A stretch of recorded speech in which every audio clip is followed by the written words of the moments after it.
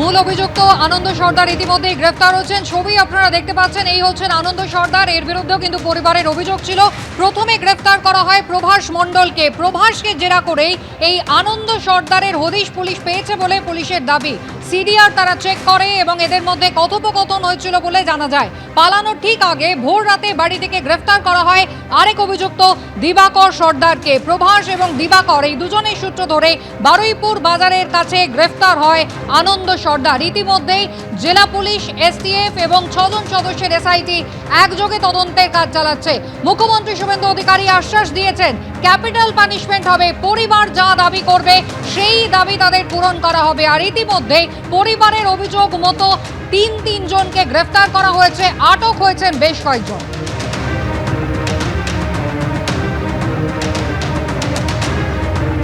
সরাসরি এই মুহূর্তে আমাদের প্রতিনিধি পার্থপ্রতিম ঘোষ আমাদের সঙ্গে রয়েছেন। পার্থ, ইতিমধ্যেই বারুইপুরে তারা কালীঘাট তৃণমূলের প্রতিনিধি যারা তারা ইতিমধ্যেই পৌঁছে গিয়েছেন এবং মূল অভিযুক্ত যে আনন্দ সর্দার তাকে পুলিশ ইতিমধ্যেই গ্রেপ্তার করেছে এবং তাকে জিজ্ঞাসাবাদ করা হবে। পুলিশ সূত্রে এখনো পর্যন্ত কি জানতে পারছো? দেখো, মূলত অনেকগুলো বিষয় তার কাছ থেকে জানতে চাইছেন তদন্তকারী আধিকারিকরা এবং এই ঘটনার নেপথ্যে আর কে যুক্ত রয়েছে। অর্থাৎ এক হচ্ছে দিবাকর, পাশাপাশি হচ্ছে আনন্দ গ্রেপ্তার হয়েছে। আরও যারা যুক্ত রয়েছে তাদের খোঁজে তল্লাশি অভিযান করতে চাইছেন তদন্তকারী আধিকারিকরা। বাকিরা কোথায়, মূলত এই প্রশ্নই এখন আনন্দর কাছ থেকে জানতে চাইছেন তদন্তকারী আধিকারিকরা। তোমাকে যেটা আবারও বলবো যে সিডিআর দেখে প্রথমে হচ্ছে তাদের সঙ্গে কার কার কথা হচ্ছিল।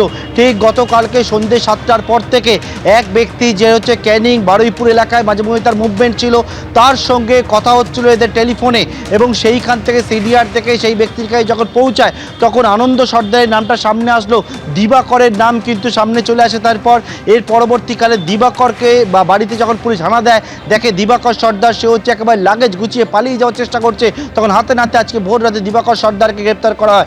দিবাকর সর্দারকে গ্রেপ্তার করার পর আনন্দ সর্দার সম্পর্কে একাধিক কোথায় রয়েছে সেই ইনপুট যখন পাওয়ার চেষ্টা করে, গোপন সূত্রে পুলিশ একটি খবর পায় যে বারুইপুরের একটা জায়গায় লুকিয়ে রয়েছে আনন্দ সর্দার, বারুইপুর বাজার সংলগ্ন জায়গায়। এবং যেখানে লুকিয়ে ছিল আনন্দ সর্দার সেখানে পুলিশের টিম আজকে দুপুরবেলা সেখানে গিয়ে পৌঁছায় বারুইপুর জেলা পুলিশে এবং সেখান থেকে আনন্দ সর্দারকে গ্রেপ্তার করেছে তারা। এই আনন্দ সর্দার হচ্ছে মূল অভিযুক্ত, তেমনটা পুলিশের কাছে এখনও পর্যন্ত উঠে এসছে। এবং আনন্দ সর্দারের নাম কিন্তু গতকাল যাকে গ্রেপ্তার করা হয়েছিল, যে ব্যক্তি একবার পুকুর থেকে দেখিয়ে দিয়েছিল যে দেহ কোথায় রয়েছে, প্রভাস মণ্ডল, এবং তার মুখেও কিন্তু আনন্দ সর্দারের নাম উঠে আসে এবং এই আনন্দ সর্দারের খোঁজ করছিলেন। আনন্দ সর্দারই হচ্ছে মূল অভিযুক্ত, এখনও পর্যন্ত পুলিশের কাছে তদন্তে তেমনটা উঠে এসছে। এসআইটির টিম থেকে শুরু করে এসটিএফের টিম থেকে শুরু করে বারুইপুর জেলা পুলিশের এসওজি থেকে শুরু করে একাধিক দল বিভিন্ন জায়গায় ভাগ হয়ে এই যে তল্লাশি অভিযান সেটা চালাচ্ছে।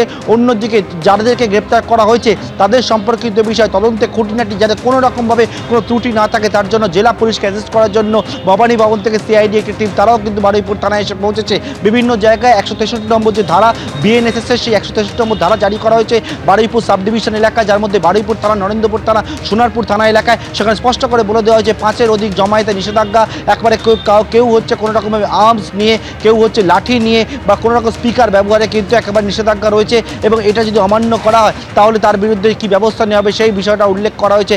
একেবারে অর্ডার করে জেলা প্রশাসনের তরফ থেকে বিভিন্ন জায়গায় পুলিশের টিম, কেন্দ্রীয় বাহিনীর টিম সেটা মোতায়েন করা রয়েছে যাতে কোনো রকমভাবে গতকালকে যে অগ্নিগর্ভ পরিস্থিতি হয়ে উঠেছিল আজকেও মাঝে মধ্যে বারুইপুরে যে উত্তেজনা একটা পরিস্থিতি তৈরি হচ্ছে যাতে কোনো রকমভাবে বারুইপুরে আজকেও মাঝে মধ্যে উত্তেজনার পরিস্থিতি তৈরি হচ্ছে। 3টি থানা এলাকায় ইতিমধ্যেই বিএনএস এর 163 ধারা জারি রয়েছে। আর অন্যদিকে কালীঘাটপন্থী তৃণমূলের প্রতিনিধি দল যারা ইতিমধ্যেই বারুইপুর ঘুরে এবার বেরোনোর পথে।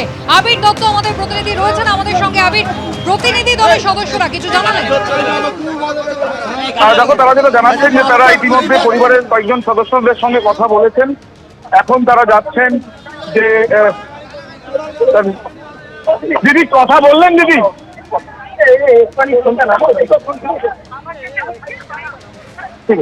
ইতিমধ্যে আমরা দেখলাম সরাসরি তিনি যেটা জানালেন যে বাবার সাথে, নির্যাতিতার বাবার সাথে তাদের কথা হয়েছে।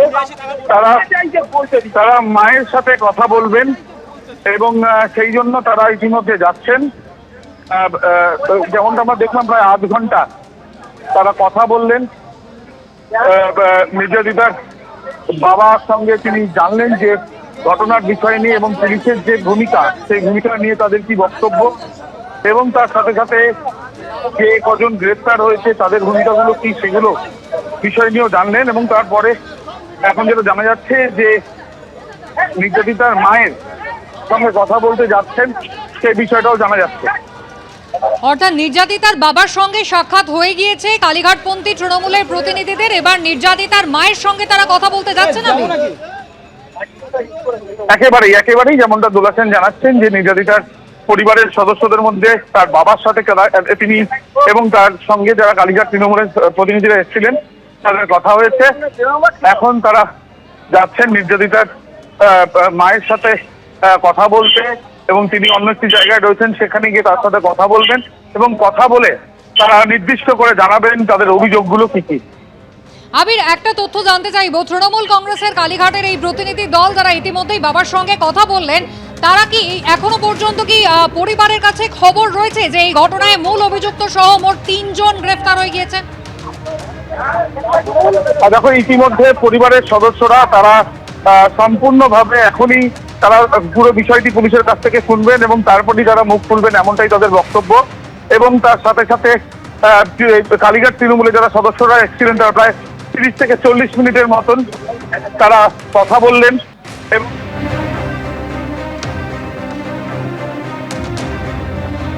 নির্যাতিতার বাবার সঙ্গে কথা হয়েছে, আর এবারে তারা নির্যাতিতার মায়ের সঙ্গে কথা বলতে যাচ্ছেন। এই প্রসঙ্গে সিপিএম নেতা সুজন চক্রবর্তী তিনি কি জানিয়েছেন এই ঘটনা নিয়ে, দেখুন। এর নিন্দার কোনো ভাষা নেই, বিচার চাই। এমনকি যারা অপরাধী তাদেরকে মানুষ চিহ্নিত করেছে, পুলিশকে জানিয়েছে, পুলিশ অপদার্থতা করেছে, তা না হলে মেয়েটার প্রাণ যেত না। তাহলে মেয়েটার প্রাণ যারা নিয়েছে তারা যেমন অপরাধী, যাদের অপরাধে প্রাণ গেল অপদার্থতায়, তারাও সমানভাবে দায়ী।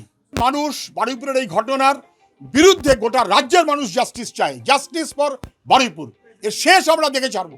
এবিপি আনন্দ, এগিয়ে থাকে, এগিয়ে রাখে।